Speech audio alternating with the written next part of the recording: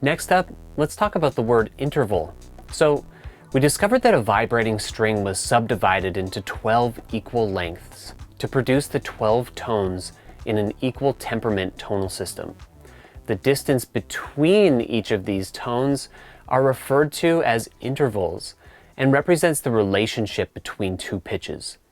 Now, the cool thing about pitch intervals is that we use them every day to convey a feeling or intention as we communicate verbally. For example, if I say, okay, like this, you might interpret some enthusiasm and energy from the response. However, if I say, okay, boom, boom, you can guess that maybe I'm not so happy. And these tonal differences in our spoken language can be very complex, like sarcasm or confidence. The pitch intervals that we use to communicate feeling are closely tied to the feelings we can create by playing intervals, such as a minor third, which can communicate feelings of sadness or melancholy. Cool, right? So then what we're doing as we combine musical pitches is basically like talking without saying any words. The emotion associated with each musical interval can be broken down into two categories, major and minor. Major intervals tend to sound happy, while minor intervals tend to sound sad. So let's have a listen to all of the intervals in a chromatic scale so that we can start tuning our ears to the subtle differences between them. Just so you know, I've also included a printable PDF interval guide that I recommend having available at your studio computer for quick reference. And if you click just below this video, you can download that document right from there, plus see a bunch of other useful info for each of the videos. So you see that on the guide, I've included the following categories. The interval as a number of semitones, the name of the interval, the spelling of the interval, if you want to get nerdy, and an example from C, the emotion, and an easy way to remember what these intervals sound like. For example, a minor second interval that's made of a single semitone interval will typically create an emotional reaction of fear, anger, or shyness. This interval was harnessed by our favorite scary shark movie, Jaws. Dun-dun. Let's go through the list and listen to each one of these intervals one at a time. The first is unison.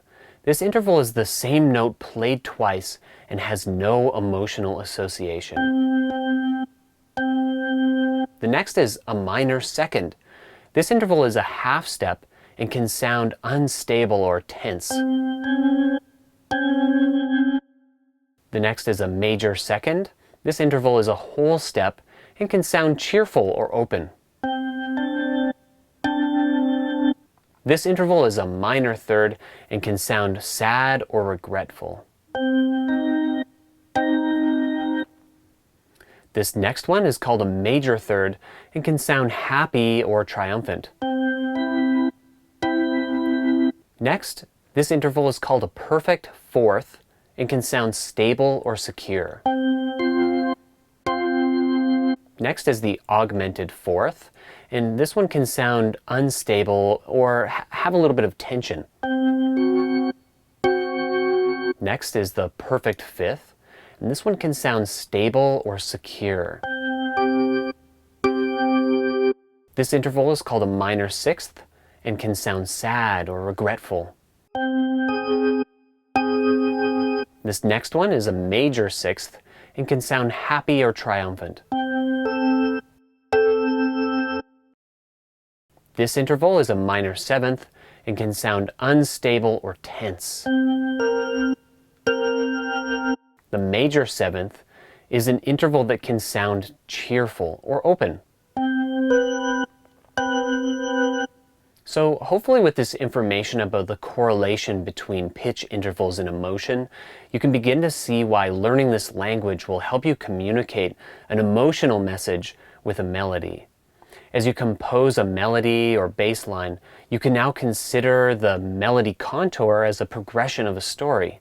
So for example, let's say we're writing a melody that moves upward from a low pitch to a higher pitch, using really large steps of major intervals.